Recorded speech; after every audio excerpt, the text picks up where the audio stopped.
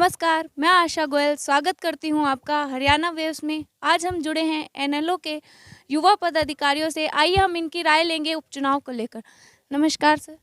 नमस्कार। सबसे पहले तो हरियाणा वेव्स की जो ऑडियंस को हमारी तरफ से बहुत बहुत बधाई और धन्यवाद। मैम, मैं जानना चाहूँगी, जैसे आज प्रचार प्रसार का आखिरी दिन है, तो आपको क्या रुझान नज़र आ रहा है लोगों के अंदर? आप जा रहे हैं, गाँव-गाँव का दौरा कर रहे हैं। हमने सभी गांवों का दौरा किया और हमने पाया कि जैसे ही पता चलता है कि हम इंडियन नेशनल लोकदल पार्टी के वॉलंटियर्स हैं, तो लोग हमारा जैसे एक भव्य स्वागत कहते हैं और चाय पानी पिलाकर हमें भेजते हैं। तो उनकी जो सेवा भाव, उनका जो समर्पण है, वो हमारे साथ नहीं, एनएलडी की विचारधारा, मान्य ताऊ देवीलाल जी की विचारधारा और अभय चौटाला जी के लाड़ प्यार के कारण ही है कि हर गाँव में हमारा स्वागत किया जाता है। मैम, आप ये देख रहे हैं जैसे कि शैलजा जी हैं, उन्होंने भी अभय सिंह जी पर टिप्पणी की है कि जो लोग सदन से भाग जाते हैं उनका एलनाबाद की जनता साथ नहीं देगी।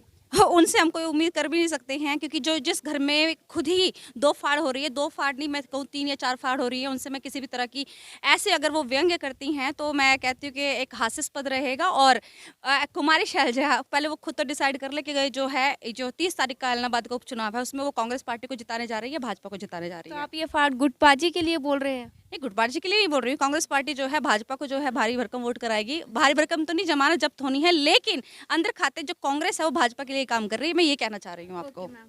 और मैम, आपने देखा होगा जो भूपेंद्र सिंह हुड्डा है, इन्होंने भी कहा है कि अगर अभय सिंह जी जीतते हैं तो जब 6 महीने बाद मैं दोबारा से अविश्वास प्रस्ताव लेकर जाऊंगा तो वो फिर से इस्तीफा दे देंगे।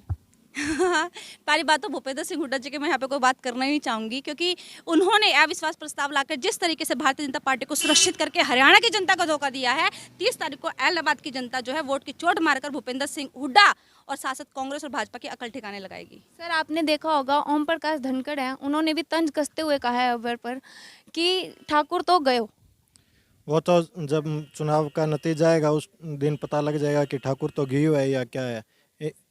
इन सब को डर लगता है कि ये अभय सिंह विधानसभा में ना जाए और इनको जवाब देना ना पड़े, क्योंकि जब विधानसभा में जाके अभय सिंह बोलते हैं तो इनके पसीने छूट जाते हैं और इनके समझ नहीं आती अब करें क्या हम। तो सर, आपको लगता है कि किसान आंदोलन जिसके लिए अभय सिंह जी ने इस्तीफा दिया था वो हल हो पाएगा? वो तो अभी उम्मीद है कभी ना कभी तो ज़रूर होगा, होना ही पड़ेगा उसको तो, वरना किसान इतने 12 महीने हो गए बॉर्डर पे बैठा है दिल्ली की, तो हल तो होगा तभी किसान आंदोलन ख़त्म होगा। और मैम, आपने देखा होगा कल सीएम जी रंधावा गांव में आए हुए थे, उन्होंने ये भी कहा लोगों को कि अपनी विधानसभा में ऐसे विधायक को चुनिए जिनसे बात करने के लिए उनके मूड का पता न करना पड़े। अभय जी पर तंज कसते हुए कहा उन्होंने।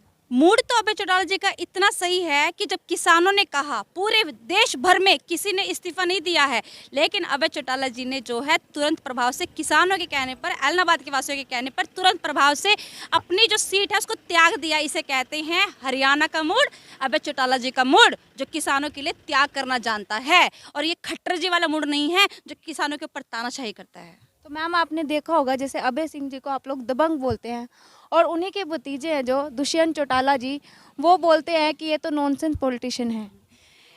हमारे नेताजी को नॉन सीरियस पॉलिटिशियन बोलते हैं। वो लोग तो इतने सीरियस हो गए कि कोमा में चले गए, साइलेंट मोड पे चले गए, किसान नहीं नजर आते हैं। ताऊ देवीलाल जी के ऊपर राजनीति करने वाला पाखंडी दुष्यंत चौटाला आज वो भूल गया है कि वो जो है राजनीति में ताऊ देवीलाल जी का भरपूर यूज करता है। ताऊ देवीलाल जी किसानों के मसीहा, मजदूरों के मसीहा, किसानों के मसीहा रहे हैं, कमेरे के मसीहा रहे हैं।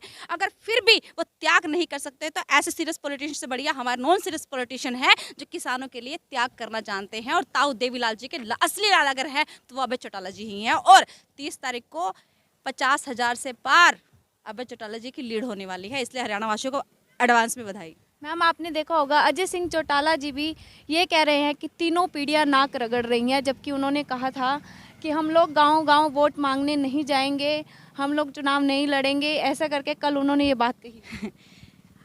अजय चौटाला, दुष्यंत चौटाला, दिग्विजय चौटाला वो पाखंडी लोग हैं जो कल तक गीतिका शर्मा को इंसाफ दिलाने की बात करते थे, लेकिन आज गीतिका शर्मा के हत्यारे के लिए वोट मांगने की अपील करते हैं। तो ऐसे व्यक्ति के बारे में टिप्पणी करना मैं अपनी तौहीन समझती हूँ। धन्यवाद।